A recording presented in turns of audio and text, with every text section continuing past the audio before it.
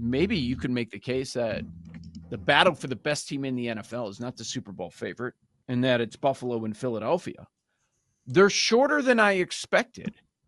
They decided to put both of them as the second favorite, Sam. The Bills and the Eagles, 5-1. Kansas City slides to the fourth favorite at plus 550. Then there's a gap. You more than double the number before you get to Baltimore at 12-1, Green Bay 15, Minnesota 22, Pittsburgh 25, all those teams bunched up. That's your top 8.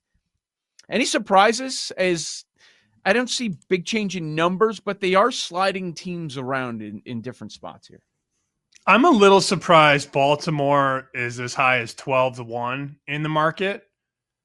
Mm-hmm. At the same time, I don't really want to jump in. That just seems like when you close your eyes and think about the potential for Baltimore, that's a relatively bigger number than I would have thought was being offered. This was a team that was at one point this season in the 6-7-1 range. So ideally, this would be a good time to buy the dip on Baltimore after losing another football game. They're still dangerous, assuming they get in, but their path gets much tougher if they do not win the AFC North. And Pittsburgh doesn't have a stranglehold on the division, but Pittsburgh is certainly the horse in front at this point in time. All that said, Baltimore could still win the AFC. I mean, to act like they can't is silly. You know what I've done for the last 5 off seasons, and it's rather square. I've always said I don't care. I have bet Kansas City the last 5 off seasons at 6-1 to win the Super Bowl. And the fallout from those content pieces, from those video clips, from those podcast sessions, from those stories that I write. Oh, you like the Chiefs, huh? Oh, yeah. Oh, yeah. They have 3 Super Bowls, a Super Bowl loss, and a loss in the AFC Championship game. So that has arguably been the best future bet the last 5 years. If you've bet that 5 times at 6-1, you have 18 units from them winning 3 Super Bowls. You could have taken Tampa plus 3 in the year they played Brady when the Chiefs were a 3-point favorite against Tampa. So you could free roll that Super Bowl. And then the other one, they're a 7-point favorite in the AFC Championship against Cincinnati. So that bet has consistently put you in a position to succeed. Whether they win the whole thing or not, you've been able to do what you want in the AFC Championship game or the Super Bowl. So I still have that bet at 6-1 and the Eagles to win the NFC at 7-1. Both are shaping up to be pretty decent looks, man. I mean, Kansas City probably has the 1 seed in the AFC, and I like Detroit. I don't love Detroit. I'm Eagles guy. You know that. So I feel good about those. If I was looking to add another team right now, it might be the Packers at 15-1 to win the Super Bowl. Yeah, that might I can't figure them out. Yeah. I know I can't either, but their ceiling is very high in my opinion. Their defense has played substantially better than I thought. You know, coming into the offseason, they're about 20-1. So you're not exactly getting the worst of the number.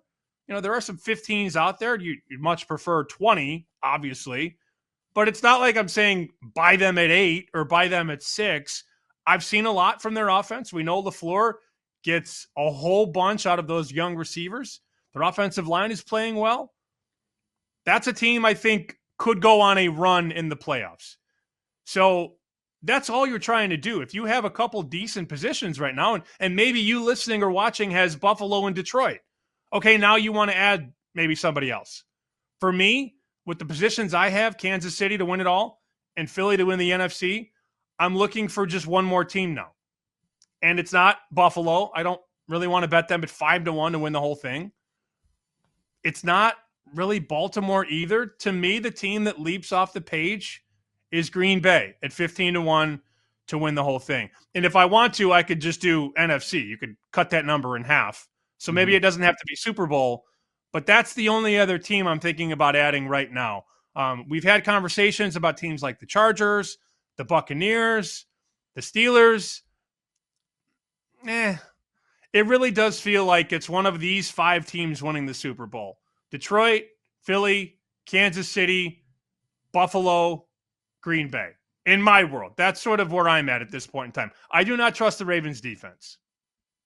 On your Kansas City point, Patrick Mahomes has been a quarterback in this league for now 7th year, right? Those 6 full years that are completed, he's been in the Final Four every time.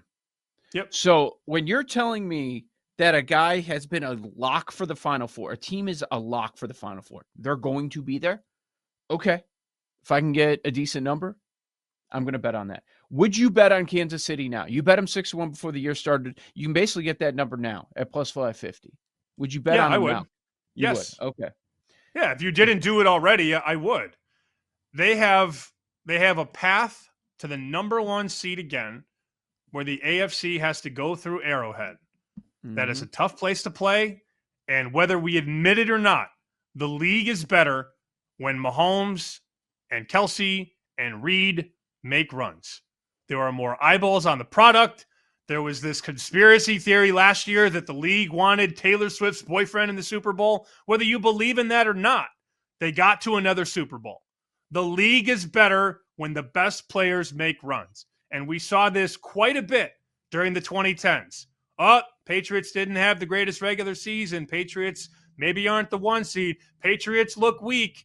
And then you look up, and there they are in another Super Bowl. Because they have the quarterback that is most tested in the playoffs and most successful in the playoffs at getting his team where they need to go. It's Patrick Mahomes.